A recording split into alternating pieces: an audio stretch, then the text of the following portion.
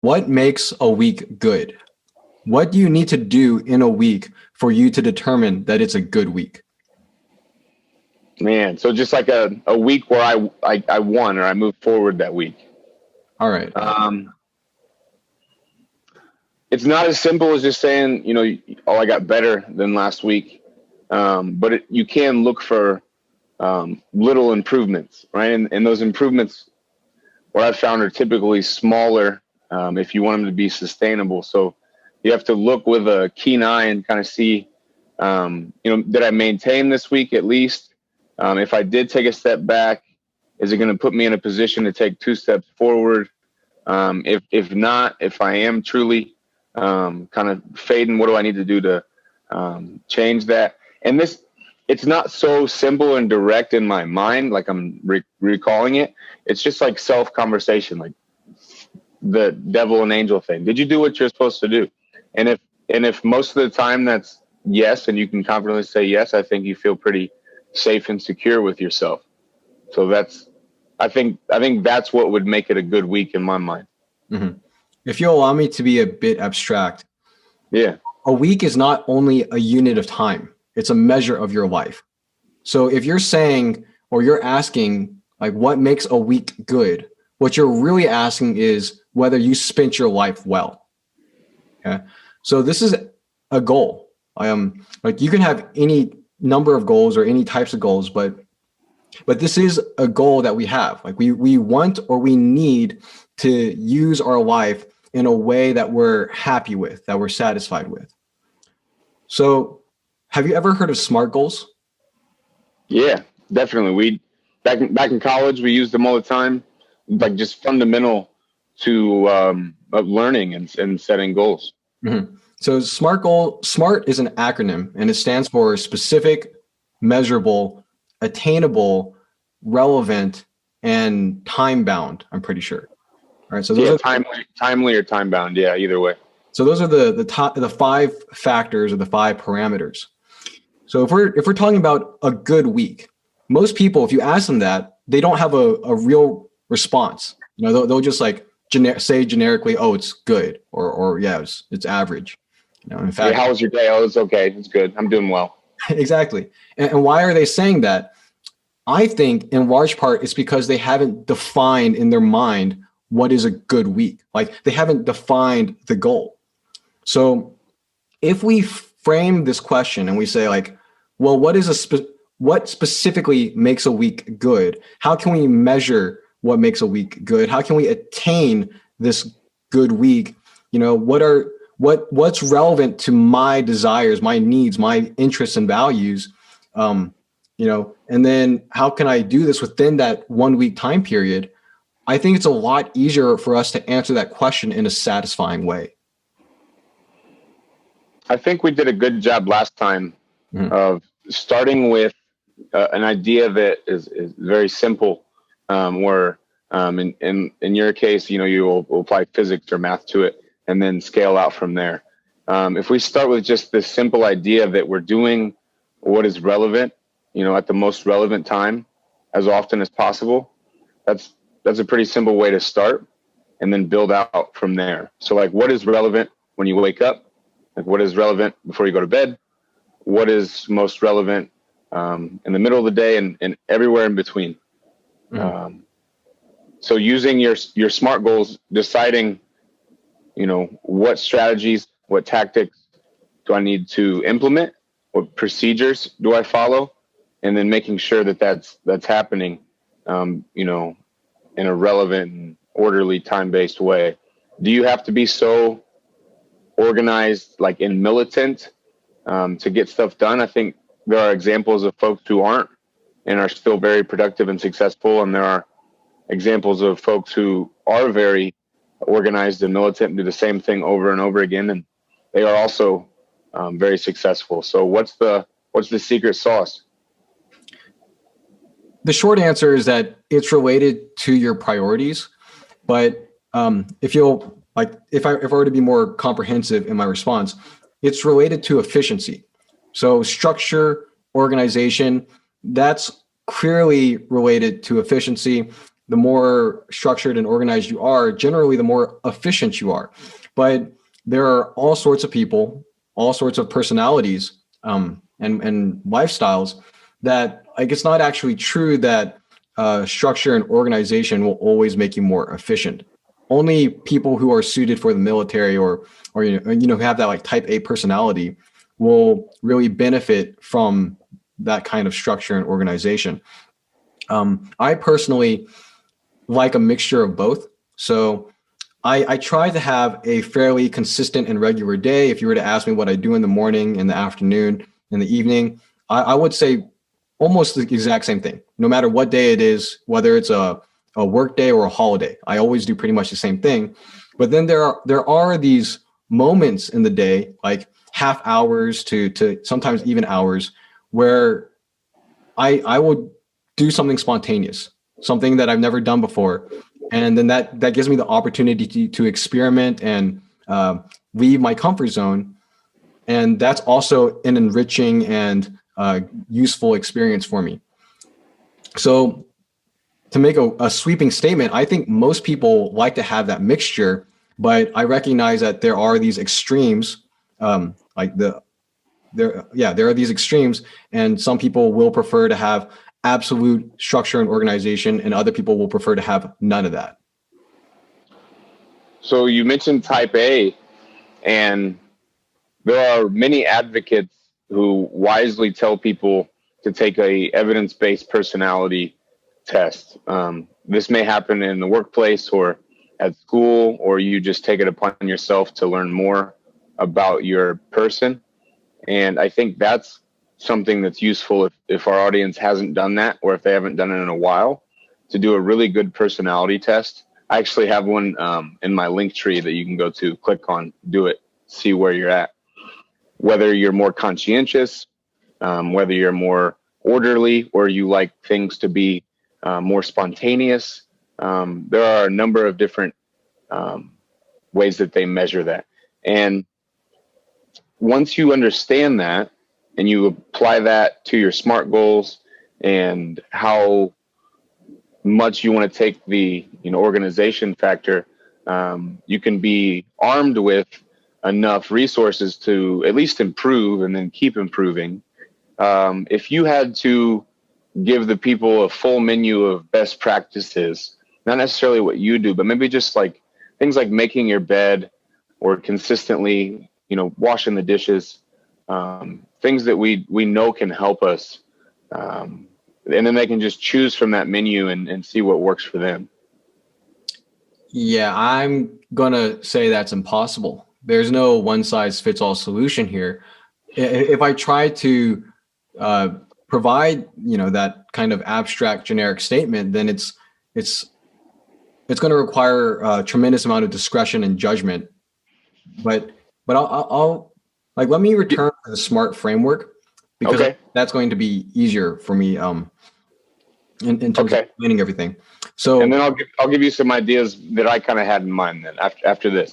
And I mean, it's not like I'm not following you. Like, sure, I could say you should clean your room and dishes, but I don't really think that's what's holding people back. So those were two basic general ones, just to, I guess, get them started. Mm-hmm. And we can get into like people we admire and what they do right after we talk about goals and maybe a couple other things, but we'll get to it. Yeah. So fundamentally, actions require investments. Actions are what cause change, but you have to invest something in order to perform that action. That the investment can involve energy, it can involve time, it can involve money. Let's focus on time right now, because we're talking about schedules. So if you want to do something with your life, then you have to spend some amount of time. A week is a unit, and it's a pretty decent length. Like, it's longer than a day, it's shorter than a month. But it's a decent unit in that you can usually achieve some kind of goal within that week. So something I urge people to do is to identify a SMART goal that can be accomplished within that week, because then they're going to be able to make progress in a tangible, perceivable way. And when you aggregate all those across the span of a year or multiple years, you're going to have accomplished a lot. So let's break this down and give some examples. SMART. S stands for specific. Well, what are specific goals that you might identify for yourself? Your goals are a reflection of your values. So maybe you're a student and you're aiming to become, be admitted to Harvard, some kind of Ivy League school or something along those lines. I have my opinions about Ivy League schools, but that's a subject for another day. Then that's a specific goal, because you're saying that you want to be a top student. That probably means like top 1% of your class.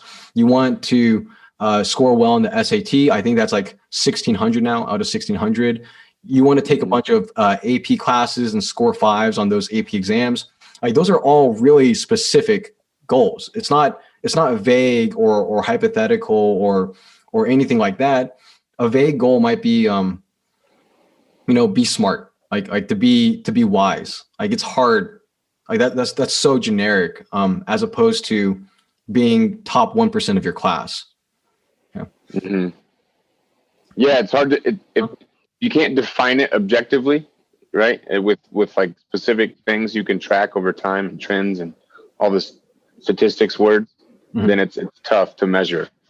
Mm-hmm.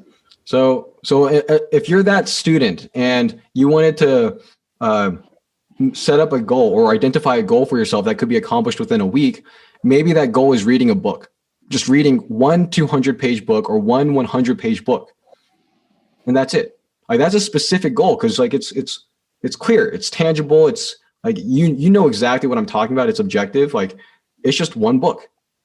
And then if we're moving on to M, that's measurable. You can measure whether you have successfully read a 100 or 200-page book within a week. Either you've read it or you haven't. Gives you clear. Yeah, that's pretty simple. And then we could talk forever about whether or not you retain that information. It's one thing to read it and it's another thing to know it. But yes, you need to finish the book. And if your goal was to finish the book, to achieve said goal, that's what you got to do. And you got to be specific with other things, right? Which is what the model gets to. Mm-hmm. Then there's A, attainable. Like the student should pick something he can actually accomplish. He shouldn't pick a 2,000-page book or he shouldn't try to like learn 18 different languages in 1 week. That's not going to happen. He needs to pick something that he can actually succeed at. Otherwise, his failure will demotivate him and he's going to quit. So this is about developing that tradition of winning, that ethic, that work ethic. And if you can accumulate all of these wins, they're going to snowball until winning becomes a habit. And every single week, you're going to have a goal that you can conquer, and that's going to propel you into the next week. So that's attainable. It's really important, and people need to recognize that there's nothing wrong with starting small, because eventually all those small things will become big. R is relevant. You just want to pick goals that are relevant to your value system. I said in this example that the student, like this person is a student. If you're not a student, maybe education is not what you prioritize. So I guess reading wouldn't be your main goal. On the other hand, I think reading provides enough benefits to everyone that perhaps you should read anyways. And then T is finally time bound. It should just be something that you can accomplish within the week. If you had to say which one was most important, which we don't have to, but as an exercise, what do you think is most important? If I could pick 3, it would be specific, attainable, and relevant. Because first you have to know where you're going. Like let's use the running analogy. Like or like the traveling analogy. You're trying to go someplace, somewhere. Well, then first you need to pick a direction. Like if you don't even know which direction you're going, there's nothing you can do that's going to help. So first you have to have a direction that's specific, and then it needs to be attainable. Like we're talking about investing our resources here. Or we're talking about investing our time, our energy, So we want this investment to succeed. There needs to be a realistic probability of success at the outset. So that's A. And then relevant, well, this just has to be something that we want. Like, yes, we can have a specific goal like going to New York, but what if I don't want to go to New York? Like, what if I just want to go to California? Well, then going to New York is not relevant to my desires. So I would actually pick SAR, which is the acronym for a disease, but I think that's a pretty good one. Yeah, you could argue over beers or sodas, the time-based one, just because if you don't ever get it done or you don't get it done by the deadline, then you failed. But like I said, we don't have to argue necessarily the importance. You can use them all. And I think that's the point, is you use them all and they all build on each other. I do think the relevancy one is very important. And just going back to what I mentioned, doing the most relevant thing at the most relevant time as often as you can. And if you're doing that, you're probably going to check off the SMART goal boxes as well. And I like how you said actions require investments, and any investment also implies consequences, and all of our actions also imply consequences. So it takes being able to have a vantage point and look back at the past. Maybe the past is 3 seconds, maybe it's years, but you have to be able to look at the consequences of those goals that you set, even the ones that you achieved, and say, was this good for me in the long run? So like you said, the week is a good measurement of time. It's long enough to do an assessment at least. So is a day, you could argue, just not going to give you as much information. You get even more out of a month, get even more out of a year, and then years and decades. Very obvious, simple math. But if we don't take the time to think about that, or almost train our brain to think about that, stopping ourselves and saying, okay, I need to change this little thing, hardly ever happens. So like, that's the fundamental basis of cognitive behavioral therapy, is saying, I'm going to catch myself doing this thing that I don't want to do anymore, or that's bad for me. And then every time that I catch myself doing it, it's in a shorter amount of time until I eventually just stop doing it. Or I'm really motivated to shorten that gap. And I eventually stop. So in terms of changing these behaviors and structuring our goals to be the character we want, that's a big part of it. And I also want to go into, like we talked about the week and month and what it takes to, be successful and productive over a long period of time. That's obvious. Anybody who's done anything worth doing knows that, it's going to take some time. And I think we can look at now how we structure our day. So, what's the best time to wake up?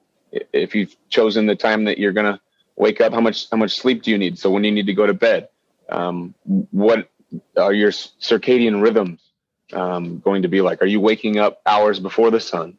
Are you trying to go to bed when it's still sunny out? There's so many factors for optimizing the individual day that lead to good weeks and good months. So how do you start most of your days, like Monday through Friday? Mm-hmm. Not to belabor this point, but it's crucial that we identify our goals, because everything flows from our goals. If my goal is to be an athlete, then every activity that I do should be relevant to improving as an athlete. On the other hand, if my goal is to be a lawyer, and I am a lawyer, then everything I do should be related to being a lawyer. And you might say that's extreme. It shouldn't be everything. I concede that point. It's still supposed to be like a considerable percentage. Like it's like your investment should be proportional to how much weight that you care about these things, the extent to which you care about these things. Now, people are not very intentional about their time. I consider that to be a huge problem. It's an issue the same way that not being intentional with your money is a problem, because we're essentially talking about resources.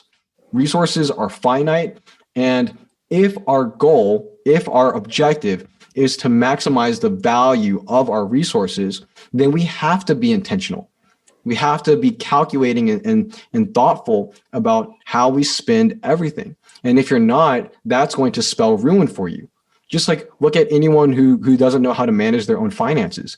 They're not going to attain tremendous amount of wealth. They're going to be impoverished most likely within a couple of years. Doesn't matter if they have a high paying job or not, because good financial habits are essential no matter how much money you make. In the same way, how you spend your time is essential.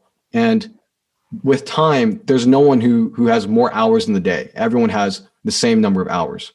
Okay.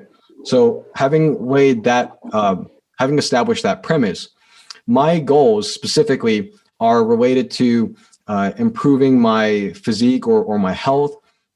Let's call it health and fitness. Improving at music, improving at my career, and then maintenance, just making sure I feel like I have a good emotion, like I have a good mood. I'm in a good mood all the time. Mm-hmm. So I've noticed that I like to wake fairly early in the morning. I used to wake up at around 5:30 or 6. Now I do 7 because I can. But I try to wake up early and I'll stretch.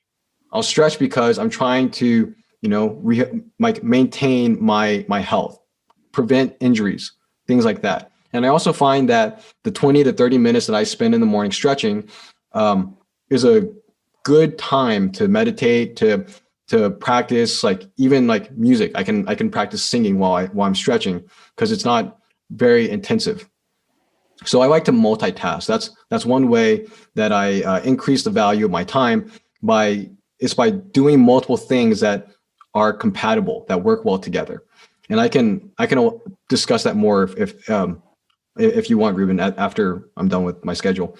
So after I stretch, I'll exercise for about 1 hour. I think that's a decent enough time because I'm not trying to be a professional athlete here.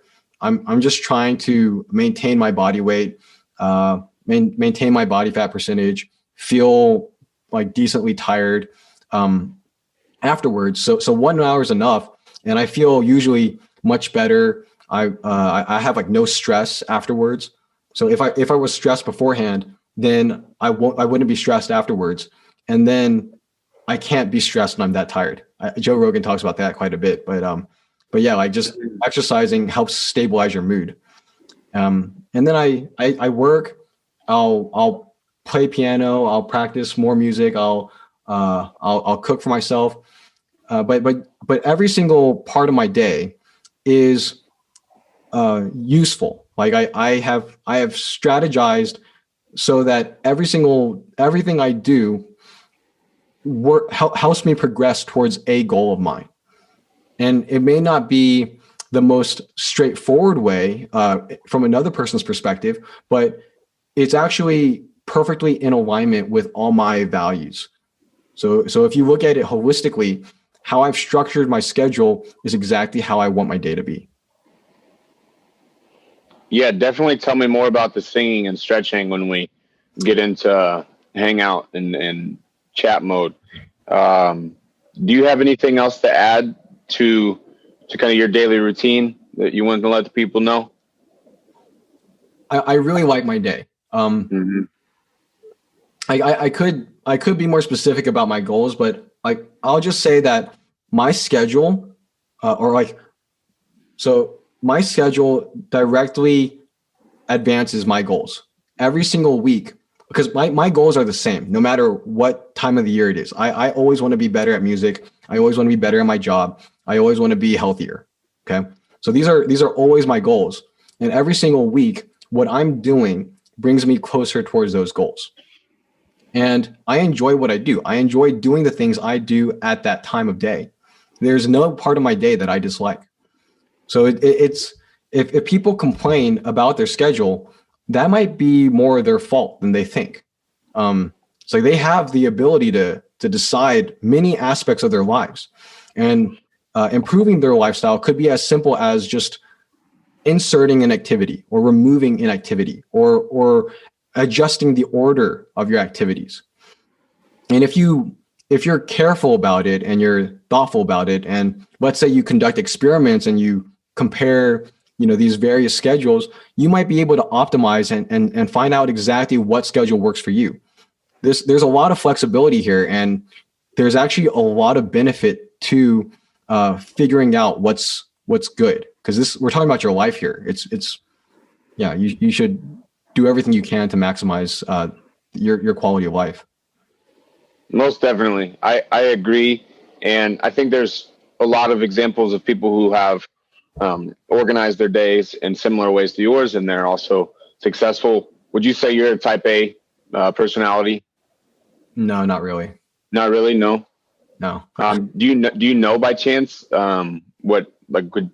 if you took that test? Have you taken a test? So I've taken the Big Five test: the openness, conscientiousness, extroversion, agreeableness, neuroticism. You know better than I do. Yeah, type A personality is related to conscientiousness and maybe neuroticism, because you're saying that you're very diligent, and then you're a perfectionist, and like any kind of deviation from perfection irritates you greatly. So that would be neuroticism. No, I am like slightly above average in terms of conscientiousness, and I'm like not neurotic at all. I'm just the opposite of neurotic, very stable.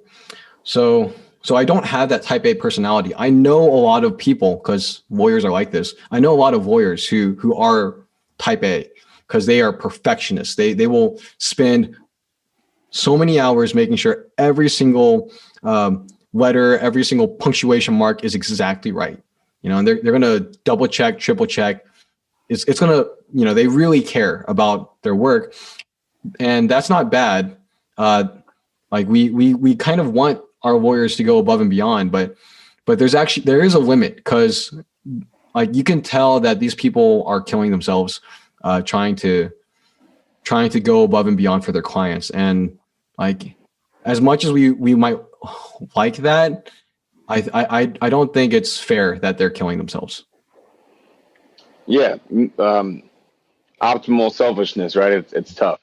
Like we discussed in the last episode, I think as long as you are I was going to say, as long as you're trying, right, you can make some headway. But that's not even true, right? Like, there's a lot of people that aren't really trying and maybe need some of these models, like this, the SMART goals, and just basic ways of maybe rethinking things, so that when they are trying really hard, it pays off. And I want to go now into what I try to do in the mornings, or when I've had the best days, what my morning has been like. And even if I don't get this done in the morning, I'll do a mini version of it later in the day. And it's Hal Elrod's Savers, like morning miracle or miracle morning routine. It's silence, affirmations, visualization, exercise, reading, and then scribing, right? So like I said, I don't always do them in order, but I always try to check them off throughout the day. So the silence is just, lately I've been trying to get up at 4 a.m. And the only way I can do that, other than not drinking at nighttime, is just getting out of bed. And even if I'm groggy, taking advantage of that groggy state where I'm barely awake and just getting easy stuff done, like turning the lights on so I wake up a little faster, maybe going to start the coffee, using the bathroom, feeding the cats. I don't need to be very intelligent to feed my cats. I can do it in a very groggy state. And I was listening to Dr. Andrew Huberman, the Stanford neuroscientist, and he was talking about how effective those groggy states can be for creativity and flow. So I've been trying to just do it. And through that time, I'm usually silent, or listening to something. And after that, or when the affirmations start, and I force myself to say something like, I am Reuben, at the very least. Say something out loud that affirms who you are and what you want to do. Even if it's, I'm going to take out the trash now, something. And then that will build some more eloquent statements about your life. And visualization. I think we all visualize whether we know it or not. We dream, daydream. We have goals that we idealize in our minds. And if you can intentionally practice visualization, You get better at it when you're not practicing it. You get better at it when you're performing, being a person. And then exercise. With exercise, it doesn't always have to be super intense. My version of stretching is the Flowbility program that I've talked to you a little bit about. And I like it because it's comprehensive and it doesn't require equipment, and I can do it in the morning. And if I don't do that, then even I've suggested to one of my friends who is writing a book, I was like, exercise as the main character or whatever character you're trying to develop in your writing. Say, I am blank, I am Bob, and then act like Bob. It may seem weird, but essentially if you did that, it's like method acting in the morning. So if you're not that person writing a book about some character, method act as yourself. Who do you want to be? Act. And then read. So the reading should support everything else. And unless you're somebody who just likes to read something that's a distraction, and that can be okay too, because you're taking 15 minutes to just chill out, enjoy yourself, and then maybe you get on to scribing or writing out things that are actually more important to like deadlines for work. But even then, the scribing can just be journaling, which I think is probably the best exercise in the morning, is just getting something out. And it doesn't have to be the scribing part. Sometimes I feel really good about getting out the affirmation part, and it comes in like chanting in the shower, which is another element of this that Hal recommends, is that you earn your shower. So he recommends it's after the exercise. I think it can be after even the silence. I think being silent and being conscientious and focusing on these next parts of your day, you deserve a shower. And maybe in that shower, you do your affirmations, visualization, and then you exercise. So you can personalize it to you. But those are all basic things that we do anyway. We all, for example, with exercise, we all lift things. You lift a child, you lift an animal, you lift a box onto the counter. When we train, we're practicing lifting. We're creating this or these environments where we're actually inefficient because the weight's so low, so heavy, or the task is so hard that we're making ourselves more efficient when we're just practicing being a human, like lifting that box onto the counter. Same thing goes for silence, right? You can practice silence so that when you find yourself in situations where you need to be silent, you can be silent. How many people do you know are uncomfortable with silence, right? Or they're uncomfortable even saying something positive about themselves, or they're uncomfortable seeing themselves in a positive light, or they're uncomfortable exercising or reading or scribing. There's a resistance to these basic things that make us human. And if we're nice to ourselves and we practice and see that, okay, even just being silent for 5 minutes, I win. Awesome. If I even just say, I am Reuben, awesome, I win. I did an affirmation. If I visualize myself doing something, even as simple as smiling, I win. If I exercise by going for a walk, I win. If I read even the newspaper or something profound on Instagram, I win. If I write something out in my journal, even if it's as simple as I'm going to eat a sandwich today, I win. Tiny wins leading to big ones. And that model is beautiful. And they're actually doing a movie. They're just releasing a movie soon about the Miracle Morning program and all the people who've used it. Because there's a lot of people who have some pretty cool stories, including Hal, who's had 2 or 3 near-death experiences and come back and recovered. And he uses this to do it. Mm-hmm. All those small wins, it reminds me of this concept called the aggregation or accumulation of marginal gains. So if you make all these small improvements in every aspect of your life, then the collective effect of those small improvements is quite substantial. It can make the difference between winning and losing an Olympic competition, because that's actually the origin. The British cycling team was at some point the worst cycling team in the world. And then the coach implemented this strategy. He encouraged all of his athletes to find ways to improve in literally everything. So 1% improvement here in aerodynamics, 1% improvement in weight, 1% improvement in diet, 1% improvement, and it just compounded until like within 4 years or 8 years, the next Olympic competition, they won gold. So what you're saying makes a lot of sense to me. I will admit that I don't follow that model myself. I don't do silence or affirmation in the morning. Still, I think the defining characteristic, the defining trait of people is their capacity to adapt. So of all the species, we're the only ones who have managed to use what we're given, our intellect, our bodies, to construct these towering civilizations. You look at civilization 10,000 years ago, or however long ago, and then look at it now. There's a tremendous difference. It's like that's just a testament to our ability to grow, and we need to remind ourselves of that fact.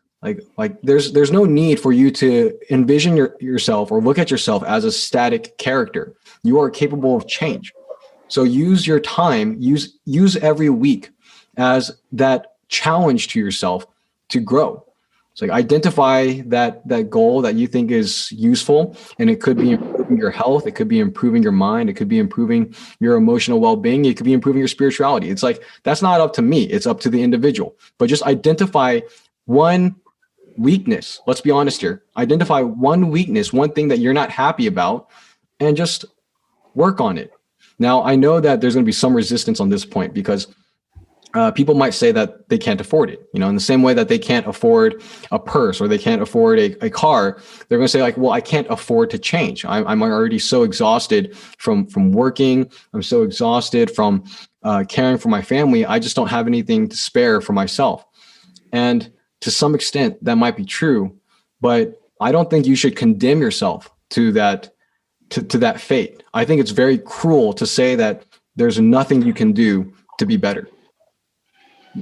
So before we're so hasty to jump to that conclusion, I think we should test it. We should make sure that we really can't grow. And I think everyone will be pleasantly surprised to learn how resilient they are, and that they actually can afford to make that marginal change in this area of their life and this other marginal change in some other area of their life. And they're going to find out that indeed they do have, they can afford to do something profound with their lives. Say hi to Jaden. Hi, Jaden. Jaden, Zach. What's up with you, man? Hi. We're talking about how to organize our day, man, and our week. Hey, man, I'm glad y'all just said that. So one more point before we get into just hanging out in the social aspect of it. Soft work versus hard work is a concept that Lex Friedman uses each day. So he has these blocks. Maybe there's 2 4-hour hard work blocks that add up to typical 8-hour day, and then about 4 hours, maybe 4 to 6 of soft work. So that even when he's just hanging out, maybe watching a podcast or reading a book or playing a guitar, in his case, practicing jiu-jitsu, it's still something that's productive. It relates to his hard work. So the soft work is just stuff that you really enjoy doing, but it's better than maybe watching some mindless TV show. Oh, you're recording. We're live. Neff, you're on camera. What's up? Jaden's here. I think Jaden's going to be in the first part. If not, Jaden's here. Here he is. Say hi, everybody. What's up with you, everybody? We don't have a chat going or anything, but they can say hi anyway later on in time. Sure.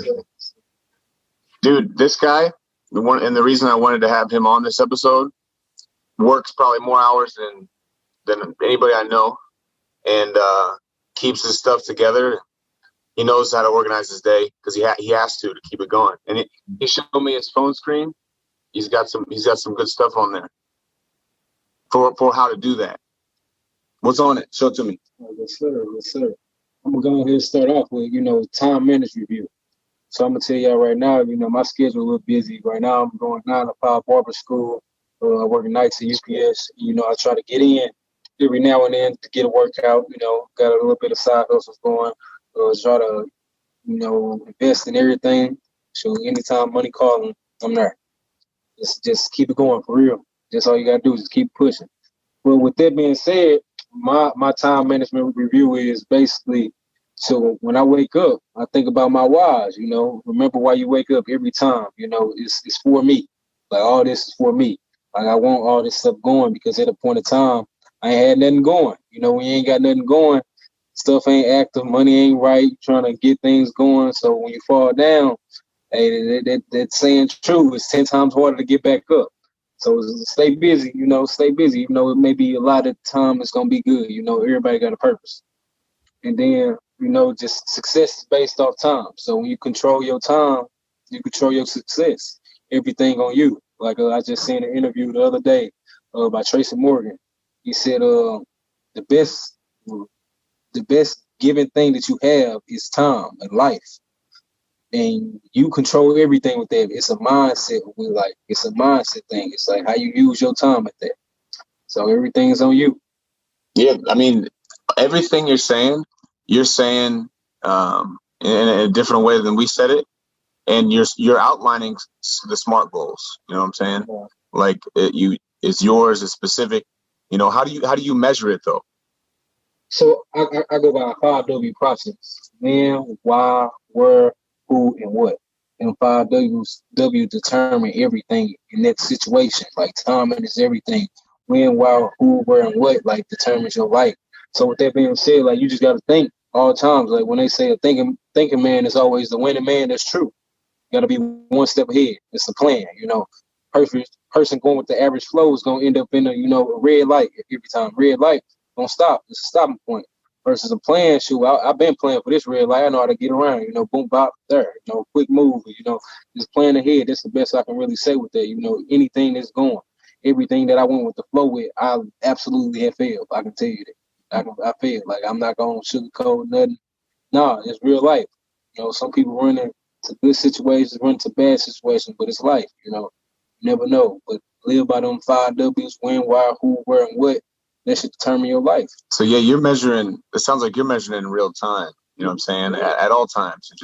And that if that's all you did, if you didn't even look back, you would probably still be okay because you're measuring in real time. Now it's good to have that hindsight, right? Like looking back and saying, okay, I could have done this, I could have done that. There were consequences and whatnot. It seems like you set a lot of attainable goals too.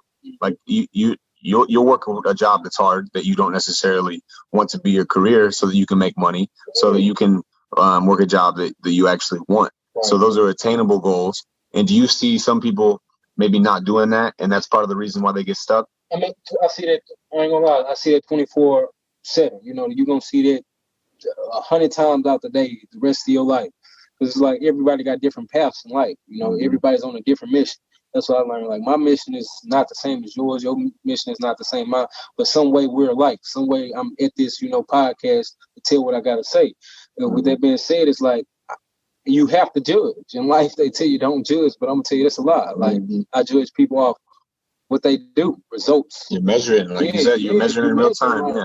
We all people at the end of the day, what makes us different, our mindset. I may look different, but what they got to do with, we all do the same thing. Go eat, go play ball, everything. Like we all can do somewhat the same thing. They're saying is not what you do, is how you do it. Because we all people, like we all gonna do the same thing, but the some way we not. We gonna switch it up here and there and that. So it's all, your touch, your feeling, everything, like how you do it, how you go about your things.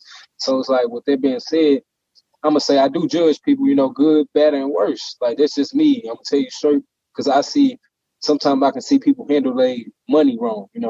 Life is a business. For real, people profit off what you don't know. So with that being said, like you have to play your cards right with just mental notes of money. You got to judge here and there what I can and won't do right here in this situation, in this form. You got to be on top of the game, like. And at all times, you got to check yourself. At one point in time, man, I was going with the flow and everything. I had to check myself. And because it's like I had almost failed, but I didn't fail yet. I tripped. I tripped, but I ain't fall yet. But in the situation that I was in, I'm like, damn, I'm trying to keep up with the average Joe, speeding up on time, thinking I'm good. Sometimes you got to check yourself. You may be wrong. Like, I ain't going to lie, I'll be wrong 9 times out of 10, you know, and then my second thought is this kind of my best friend because we kind of beef, you know. Instead of you fight. Sometimes it asks you, you know, you be hesitant. So it's like with that one, I'm glad that I got a, you know, second thought that, you know, hold on, you know. So my I was gonna say be grateful that you have that self-awareness to be able to do that. And we talked about cognitive behavior change and how it's just about realizing, you know, this thing's not good for me, or I want to change it. And then how long did it take you to realize that? Maybe it was years, right? Now, the next time you go to do that thing, maybe it takes 5 minutes or 10 minutes, or later in the day, you figured out you shouldn't have done it. And the next time it's like, okay, I'm realizing as I'm doing, I shouldn't do it, but I still do it. And then the next time it's okay, I have the wherewithal to say, no, I'm not going to do this. Or I am going to do this, or whatever the thing is. And if we all apply that to just the things that we do, you know, you can make progress. That's like the fundamental equation to progress.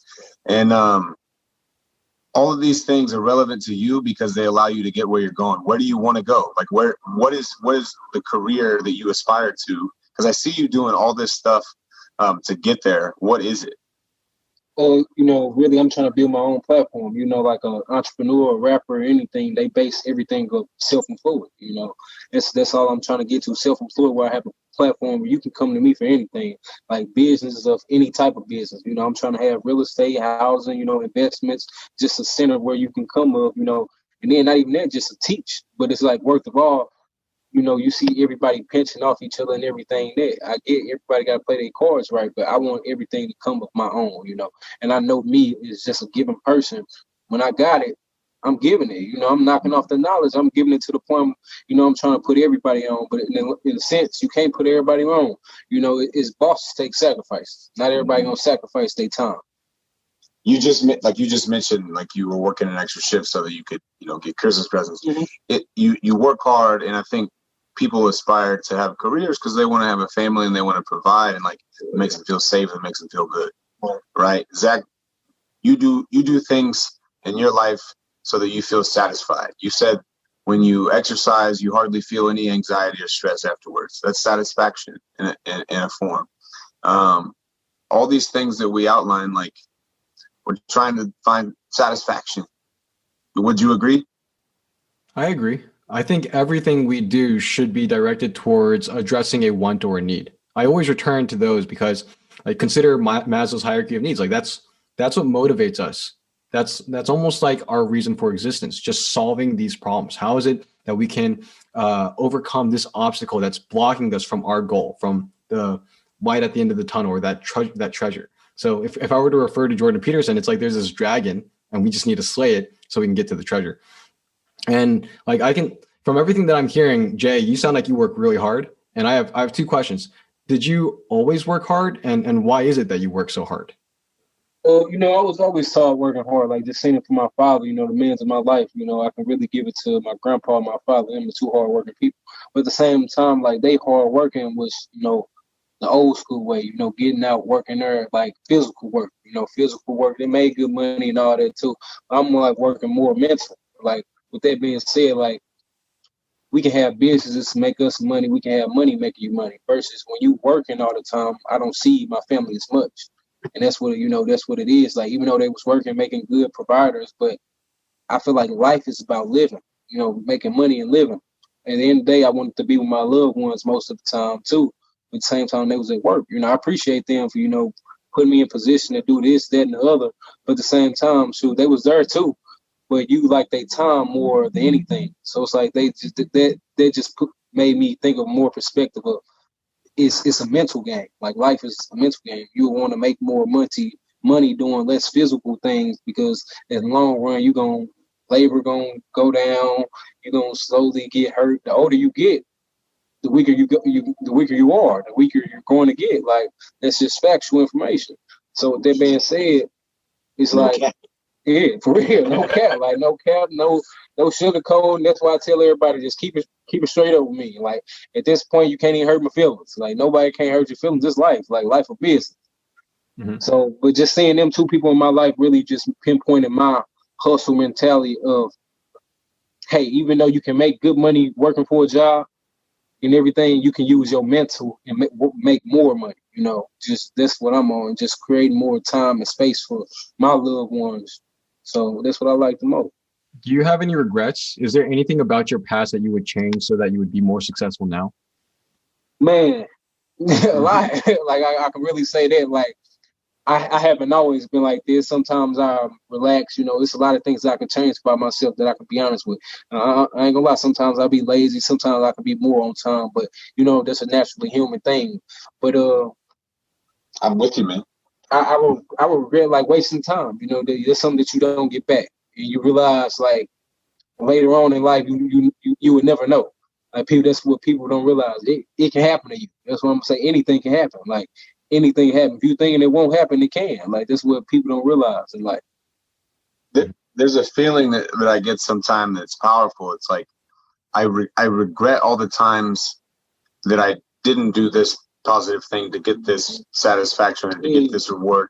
You know, like man, when it's really like I guess touching is when it's with a person, or like a interpersonal relationship. You're like, man, I wish I would have treated this person a different way, or I wish I would have taken the time, you know, with this person now that they're gone, or whatever that is.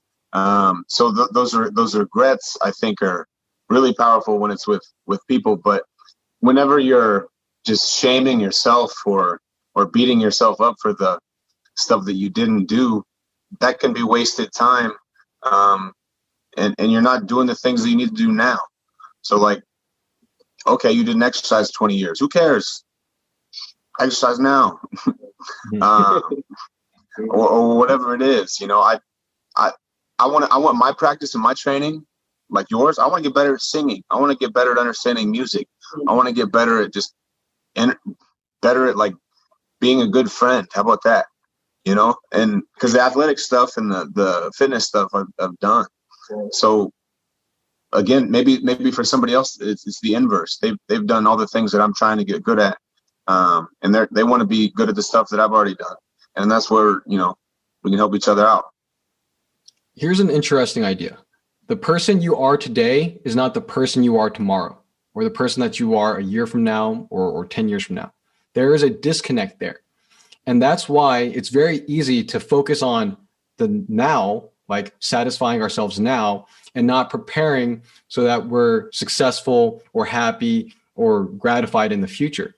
Because we don't really identify with that future version of ourselves. That's like a myth. It's like it's imagination, as opposed to this, which we know is real. So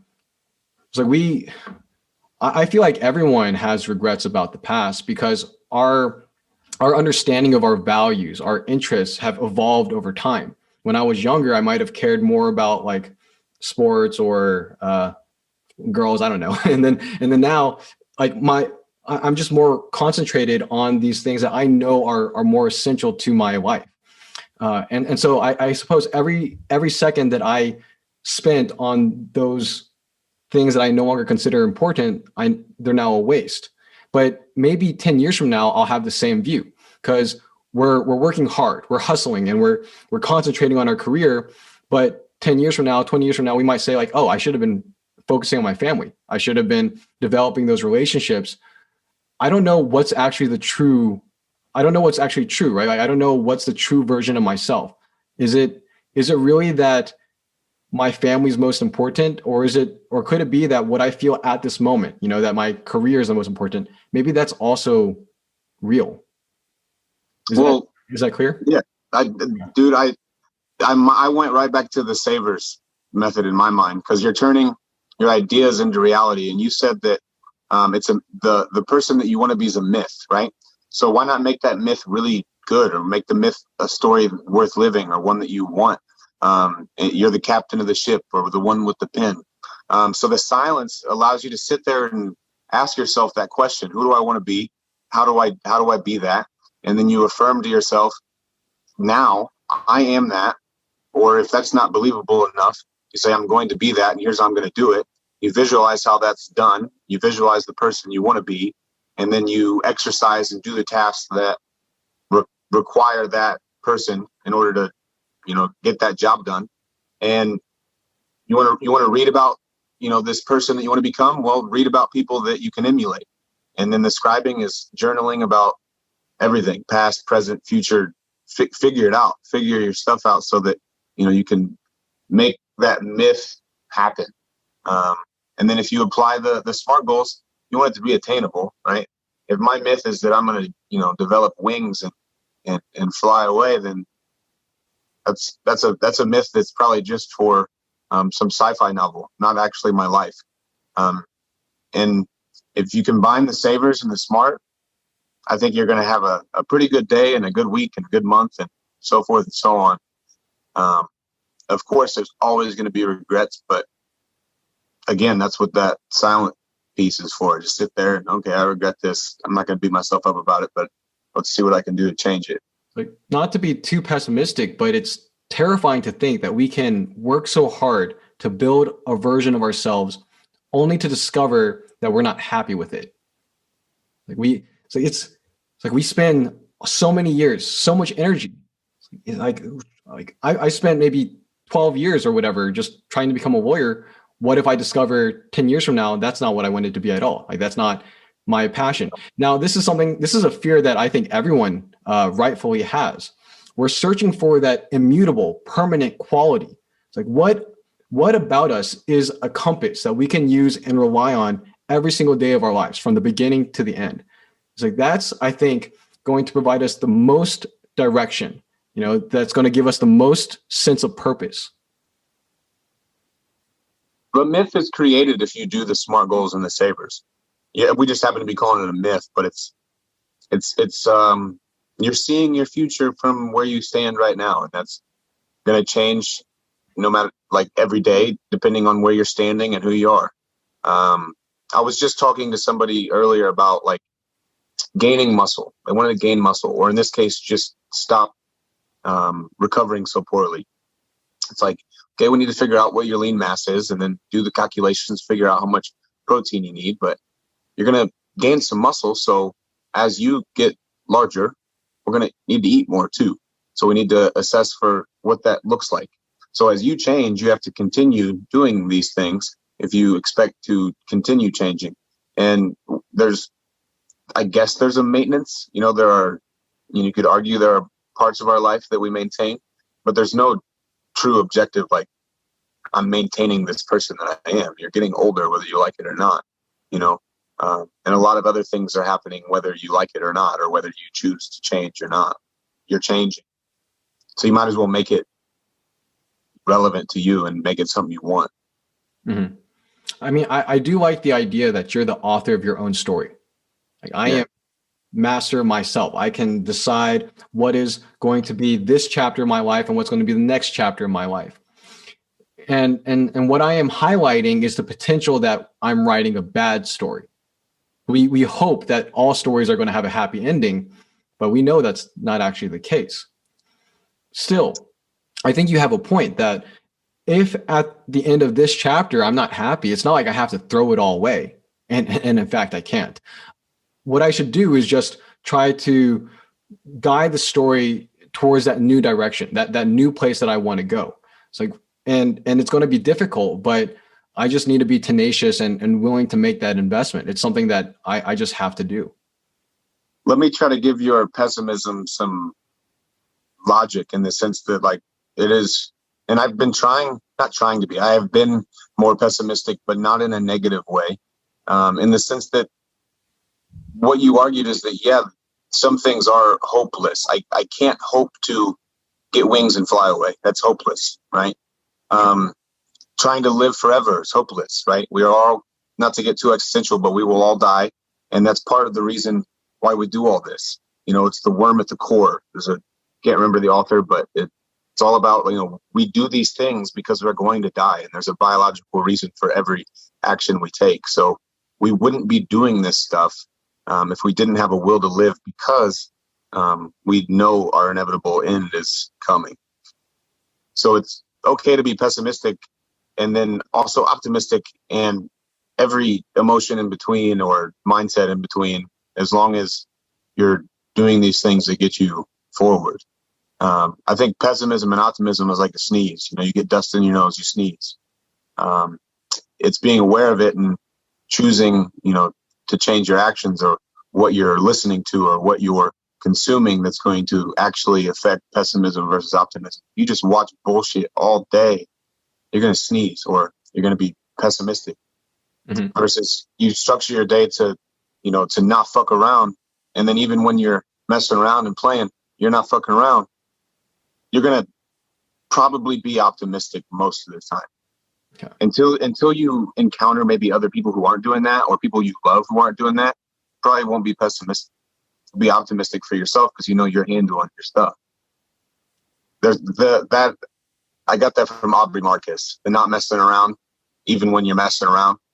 So It's like kind of the soft work. It's like, I'm going to have fun and really enjoy this and do something and mess around. But even then, I'm going to take it and do my best with it. Whether it's partying responsibly and like having the best possible time that you can with drugs, a lot of times in his case, or exercising really well and making sure that I don't overdo it. It's just balancing and, like this dude does well, measuring in real time and making smart decisions. Mm-hmm. So the Greek word telos means purpose. Like that's the name of this podcast. And everything we're talking about is to some extent related to purpose. What I'm saying is that if we're not dedicating our life to the highest purpose that we can identify, then we are, to some degree, wasting our lives. So you're sort of suggesting that we can identify a purpose. Maybe we define our own purpose, or you just find it. I don't really care what your stance is on that issue, but I think we can all agree that we have to find something we consider to be meaningful. It has to be important to us, crucial to us. If we don't have it, we feel like life is worthless. If we can identify that purpose, then it sort of gives us breath. It gives us that energy we need to pursue something vigorously. So if you, like Jay is saying that he works really hard, you say that he works even harder than you. I find that admirable. And it must be because that there's some kind of drive within him, some kind of ambition. He's working towards a goal. And it's very beautiful to have a good goal. Without that goal, you're stuck. I think that's a beautiful place to wrap up and save for the next conversation, because I could sit here and talk with you guys forever. Hey, I'm sure about to ask a couple of questions. Go ahead, please. Yeah. I'm sure about it. It's like it's get to the point like where in life I judge off results. I'm gonna tell people that just off backs. It's just me. Like, you can take people's words and all that, but you gotta judge off that. You gotta see if they're gonna keep their words, so results. But I ask everybody, do you think in life, like when people say everything has happened for a reason, it is a reason. Everything is either good or bad reason. Like, basically with that, I ask people that because you have to know yourself. Like, whatever you're doing, you have to legit know if it's a good thing or a bad thing, or if it's you or not. Like, you got to know yourself within. Like, it's a yes or no question. Or you going to do this? Yes or no? Like, that's where people come down. They too indecisive. So it's like, you get to the point, like, but it's like in life, we're still learning though. I'm not going to say I know it all. I'm on 21. I can't sit here and say that I know it all. But at the end of the day, I do know me to a certain extent. And all the 21 years of my life, I can judge myself and say, I'm this type of person. I'm this type of person. This is what I like and this is what I don't. This is what I'm good at. So at that point in time, like, I tell everybody in life, like, I even tell grown people to this day, like, or people that's older than me, I tell them, do what you want to do, because you're going to keep living. In a sense, you're going to keep living no matter what. You're going to keep living. Days going to come by. But it's like the income part come in. Like, everybody has to be on the same part of somewhere, because of course everyone has bills. Everyone got their own things going on. But in life, some people judge off what other people have on, where they mess up their happiness. Yes, I understand you have bills and everything, but don't quit what you doing, to focus on somebody else, dream that you didn't do this process yet. It's a process, stepping stone. Like, that's where everybody just being so in a rush.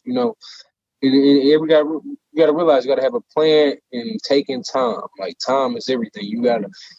It's like to the point you can tell when a person has true passion and love when they take their time. They learn it slowly. Learn it slowly, you won't miss. You won't miss. You're gonna remember. That's how you judge people, what they remember and what they doing. What they come back and do. Consistency is what you judge people off of. So I ask you, like, do you think in life does everything happen for a reason? I think everything is predetermined. Yes.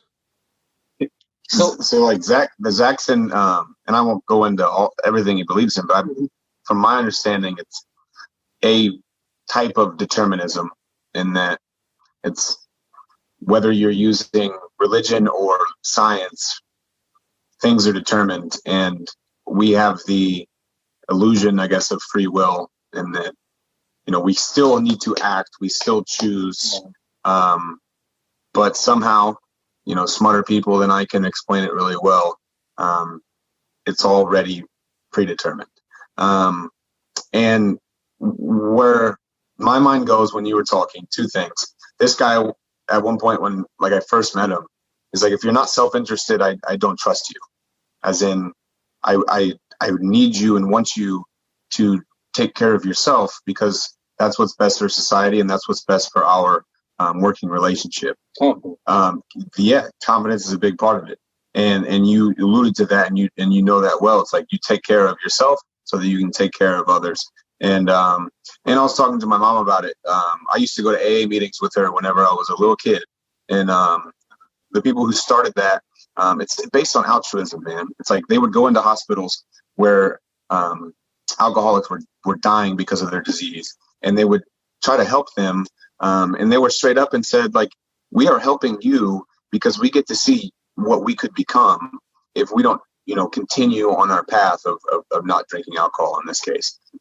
So they were straight, and I love that they were straight up. And I've been watching Vikings too. Like Lagertha said, like, I will be in a relationship with you, Koth, but I'm going to kill you. And they continued being in a relationship, and then Koth proposed, and on the wedding day she killed him, and it was known. And he was like, okay. And like, he didn't say that, but in the look in his eyes, like, I get it. I married a very strong, powerful woman who is going to stand by her word. In this case, back then, it was, I'm going to get stabbed in the heart. So there's something that I think we respect when a person does that, and especially if they're honest about it. And I think if we all tried to do that, we would be better off. And so a gift from Zoom. We're not running out of time. Nice. It just cut me off when I was saying stuff. That's all. No, but I think also objectivity versus subjectivity. So like objectively, there are things that happen, and then your subjective viewpoint of those things largely impacts who you are and what you do and how you make decisions. And people who can be logical and understand that their subjective viewpoint needs to line up with objectivity pretty well, they seem to see reality for what it is. And I think even myself, until I grew up and became an adult, I didn't truly understand those things.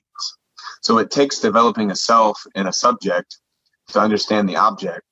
And then if you really want to get meta, and it's all the same, like we are the point in the circle that's like infinite, and we are the circle where the dot too. But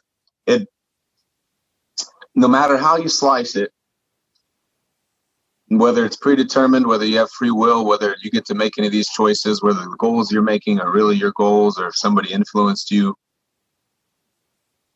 or whether you're optimistic or pessimistic, you get to have a day, right? And whether it's a day, a week, a month, or years, it's one big day with some naps in between.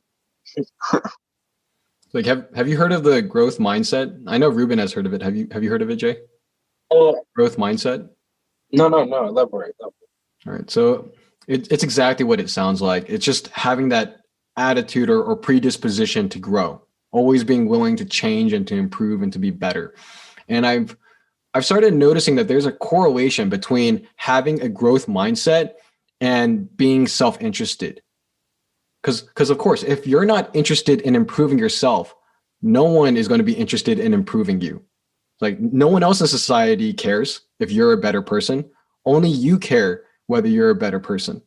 Right. So you have to have the desire to at least look after yourself. I've talked to a lot of people. Some people say that they're complacent. They don't care. They don't want to grow. They're happy. And there's no evolution in their identity, in their lives. Who they were last year is who they are today, is who they'll probably be a year from now.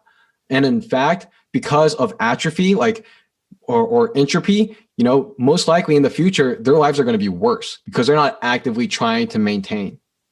So this complacency leads to ruin, but they can't seem to realize that it's a trap. Now, you're telling me that you have all this drive, all this ambition. You're telling me that you look after yourself. Those are all good signs to me. It all points to having a growth mindset. And that means that more likely than not, you will find success. You will be presented with all these opportunities, and some of them might slip through your hands, but others you're going to seize on and hold on to for dear life. And then those are the ones that are going to propel you forward, going to help you be more successful, going to help you achieve your goals. And I look forward to that day for you. I'm going to try to do the same thing myself. And I think it's really necessary that everyone be self-interested, self-interested in an intelligent way, not in a way that tries to ruin other people, because that's not beneficial in the long run. Just be smart about how to be a better person, and let the cards fall where they may. Be smarter already. Stop being stupid. Yeah, if it were that simple, we would all be smarter already. I say the simple test is very easy. Like, you gotta think about it. Everybody got the same mindset. Everybody want to be a billionaire. If it was, instead everybody would have 100 million, but it's not. So that makes you or break you. Like, if you're gonna go out there and hustle for it, you're gonna go out there and get it. Like, what are you gonna do? Like, in life, I can tell you right now, nothing is given, only to certain people. But at the same time, most of all, nothing is supposed to give. All you get is a life. The only guarantee you're gonna get is a casket, if that. Yeah, if that. Damn, that's a bar, bro. It is a bar. Hey, speaking of, I gotta get to sleep at some point, and this blue light in my eyes. I don't think these glasses are strong enough. I know Jen's got to get going. Dude, thank you so much for coming on. You're gonna have to be a reoccurring guest on this one. Gotcha. I definitely love to talk, man. I love it. I love both of them. Nice to meet you, man. For real, I appreciate everything. The advice, for real, the one thing I pay attention is the people who take time and give you some strong command advice that's gonna benefit you in life. The one thing I got out of this, stay consistent in what you're doing. It's gonna eventually come. Timing is a process, and you can't rush it. Like I say, you can't rush it. So therefore, it's like plan ahead. You got it. If you plan it, shoot, what can break a plan? Enough said.